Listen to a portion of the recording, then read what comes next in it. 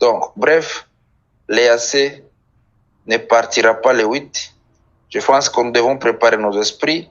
Nos renseignements ont spécifié que l'armée ougandaise, avec tout l'arsenal militaire avec lequel ils sont entrés au Congo, cet arsenal militaire sera mis à contribution dans la nouvelle guerre des conquêtes qui va s'apparenter à la guerre de 1996-97. Parce que si on parle aujourd'hui des territoires qu'on a vendus au Congo-Brazzaville, sachez-le que c'est à la porte de Kinshasa.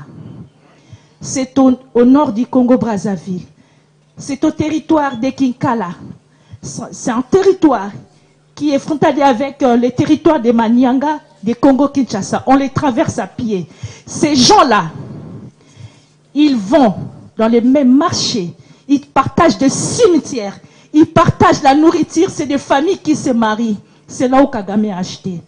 Si vous ignorez, ce n'est pas seulement à l'est. C'est à la porte de Kinshasa.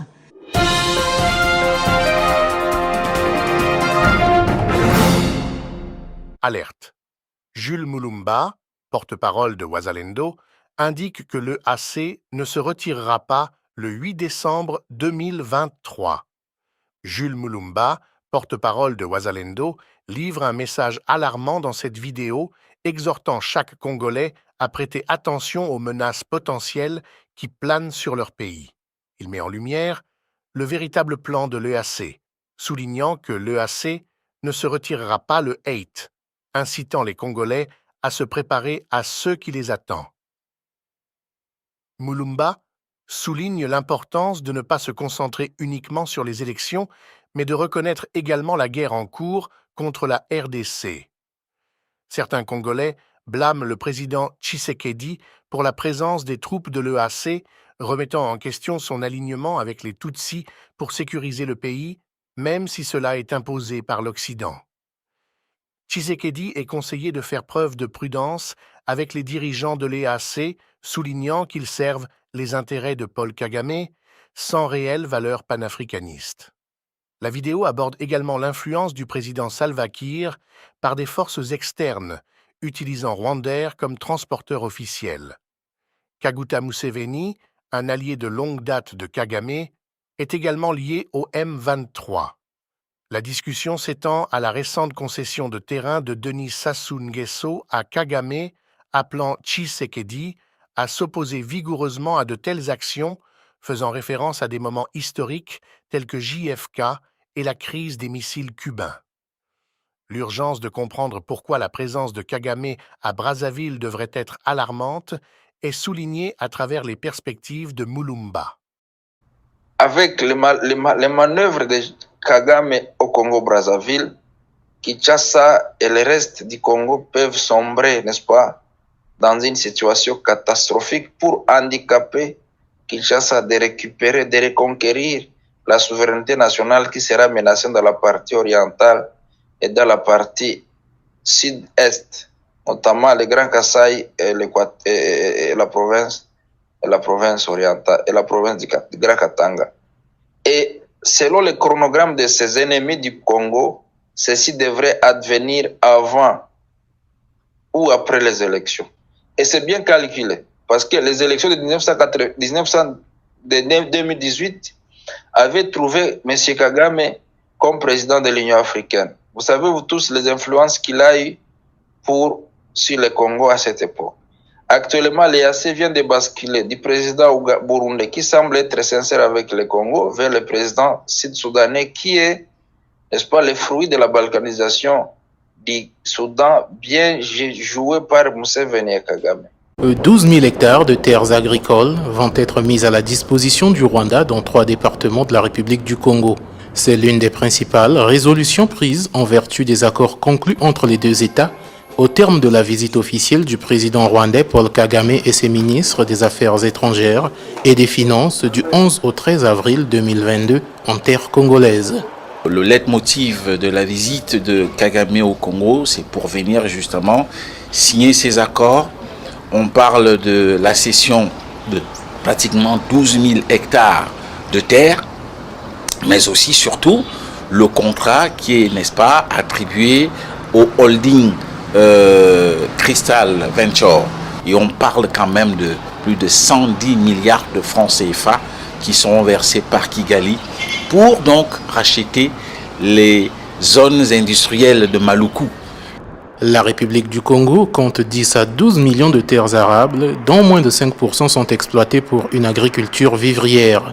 Par ailleurs, les deux chefs d'État ont assisté aux signatures de 2 accords, 3 protocoles, 2 mémorandums d'entente et une convention de concession dans le domaine agricole. Les attentes, le Rwanda voudrait bien capitaliser cette expansion et ce hub qu'il vient de créer au Congo-Brazzaville. Je vous rappelle que la seule ambassade qui existe pour beaucoup de pays en Afrique centrale, en dehors de Kinshasa, c'est Brazzaville. Donc Kagame est un peu stratégique, a compris que le Congo peut être le hub à partir duquel il peut mener ses affaires en direction de l'Afrique centrale, mais aussi, pourquoi pas, de l'Afrique tout entière. Paul Kagame et Denis Sassou Nguesso ont demandé à leurs gouvernements respectifs de s'activer à l'élaboration des plans d'action pour débuter l'exécution des accords qui ont été conclus. Le chef d'État rwandais a achevé son séjour en République du Congo par la visite des sites culturels, industriels et agropastoraux à Oyo dans le département de la Cuvette. À travers cette visite, les deux chefs d'État veulent désormais démontrer le potentiel de la coopération sud-sud au service du développement de l'Afrique. C'est effectivement les conglomérats d'aventuriers dénoncés par Laurent Désiré Kabila. Et moi, je dirais plutôt que c'est les conglomérats des envahisseurs, des hypocrites. Parce que l'influence notoire de l'Ouganda et du Rwanda au sein de l'EAC est remarquable. L'autre membre de l'EAC, le Sud-Soudan, c'est le fruit même de la balkanisation. C'est le fruit de l'esprit hégémonique expansionniste de ces prédateurs. Le Kenya a basculé d'un président ami au Congo à un président qui n'est pas aussi ami à notre pays, qui a affiché ses couleurs et ses préférences, n'est-ce pas? DRC, wako na 90 million people, hawana ng'ombe moja. Hii DRC watu ya kuimba hii watu ya sio kwanda bongoma nani hawa wa kuimba na wanafunga suruali wanafungia hapa hiyo watu twende tuwauzie maziwa. La manœuvre qui est en cours à partir de la réunion qui avait été tenue à Bunagana le 14 octobre 2023 à laquelle participaient l'EAC et la délégation rwandaise et ougandaise en présence de quelques marionnettes congolaises qui sont au sein de cette histoire, ont projeté, n'est-ce pas, des attaques de grande envergure contre les Wazalendo, ont demandé aux troupes de l'EAC de constituer un blocus contre nous pour nous empêcher de descendre au-delà de Bouiza et de Kibumba et Mabenga pour atteindre Rutshuru Centre, pour atteindre Rugari, pour atteindre Kalengera. Et effectivement, l'EAC s'est interposé. On a fait plusieurs alertes pour qu'on puisse raccourcir le départ, n'est-ce pas, de cette force du mal. Ça n'a pas été le cas. Et voici un mois et plus écoulé. On est en train de vivre les retombées de ces réunions. Donc, bref, l'EAC ne partira pas le 8. Je pense que nous devons préparer nos esprits. Nos renseignements ont spécifié que l'armée ougandaise, avec tout l'arsenal militaire avec lequel ils sont entrés au Congo, cet arsenal militaire sera mis à contribution dans la nouvelle guerre des conquêtes qui va s'apparenter à la guerre de 1996-97, 1998 jusqu'en 2003 avec l'assassinat de Laurent Désiré Kabila. Et cette fois-ci, on va passer à la vitesse supérieure pour proclamer l'État indépendant du Kivu. Les troupes ougandaises présentes à Ituri et à Beni, risquent de ne pas partir, ils vont faire jonction avec celles qui sont de l'EAC et les agresseurs qui sont sur le sol congolais. Et ça sera un fait accompli, jonction Kisangani, Butembo, Beni, Goma, Bukavu, voire Kindu. Et ça va permettre à l'ennemi, n'est-ce pas, de basculer vers le Katanga avec une sécession katangaise bien calculée par John Numbi et le silence de Kabila que moi je juge d'anodin, qui n'est pas vraiment anodin, je m'excuse. Et avec les manœuvres de Kagame au Congo-Brazzaville, Kinshasa et le reste du Congo peuvent sombrer, n'est-ce pas, dans une situation catastrophique pour handicaper Kinshasa de récupérer, de reconquérir la souveraineté nationale qui sera menacée dans la partie orientale et dans la partie sud-est, notamment le Grand Kasaï et la province orientale et la province du Grand Katanga. Et selon le chronogramme de ces ennemis du Congo, ceci devrait advenir avant ou après les élections. Et c'est bien calculé, parce que les élections de 2018 avaient trouvé M. Kagame comme président de l'Union africaine. Vous savez, vous tous, les influences qu'il a eues sur le Congo à cette époque.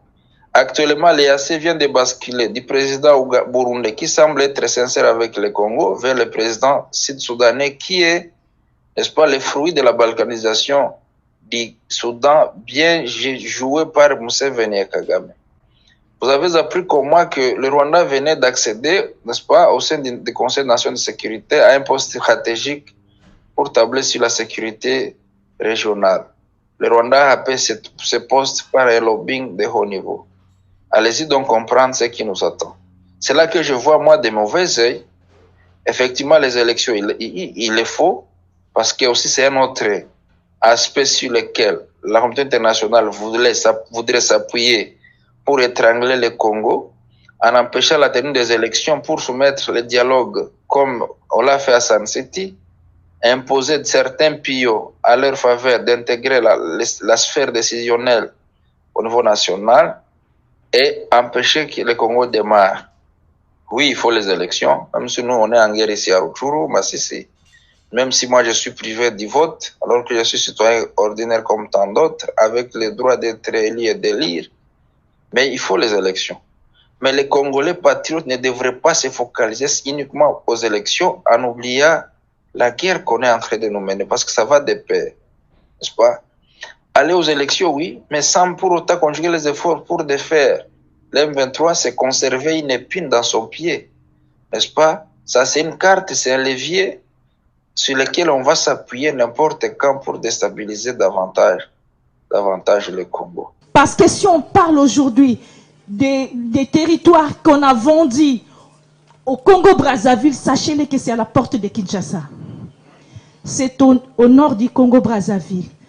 C'est au territoire de Kinkala. C'est un territoire qui est frontalier avec le territoire de Manianga, de Congo-Kinshasa. On les traverse à pied. Ces gens-là, ils vont dans les mêmes marchés. Ils partagent des cimetières. Ils partagent la nourriture. C'est des familles qui se marient. C'est là où Kagame a acheté. Si vous ignorez, ce n'est pas seulement à l'est. C'est à la porte de Kinshasa. Donc sachez-le qu'on peut empoisonner des rivières à partir de Brazzaville et les gens qui sont de l'autre côté vont boire et nous allons mourir. C'est l'extermination du peuple congolais. Mais nous avons une terre à défendre. Nous avons une patrie à défendre. Nous avons une nation à défendre. Ne restez pas en train de dormir. Réveillons-nous. Lèvons-nous. Passons un message partout. Faites des bruits. On va nous entendre. Et nous allons libérer notre pays. Le combat a commencé à l'Europe. Ceux qui sont au pouvoir aujourd'hui à Kinshasa, s'ils sont allés là-bas parce que nous avons fait des bruits à partir d'ici. Faites-les. Sachez-le que même les politiciens européens, je vous le confirme, ils ont peur aujourd'hui. Ils ont peur. Sachez-le, il y en a aussi ceux qui sont avec nous, mais qui ne peuvent pas le dire publiquement. Alors, ne restons pas cachés. Nous sommes les Congolais. On a honte. C'est humiliant de la manière dont on nous traite. C'est comme si on est, je ne sais pas, exclu, on est sorti de nulle part. Nous sommes un peuple. Et restons unis. Ceux qui viennent pour distraire, ceux qui viennent pour déstabiliser, sachez-le que vous n'avez pas la place au Congo. Si vous vous élevez pour nous détruire, sachez-le que vous serez détruits. Il y a un vent qui arrive, je vous annonce. Le Congolais ne sera plus le Congo qu'on doit mettre à l'écart. Ça sera la personne qu'on doit considérer. Et merci beaucoup à Monsieur Onana. Vous êtes Congolais, vous n'êtes pas Camerounais. Parce que moi, je suis Camerounaise.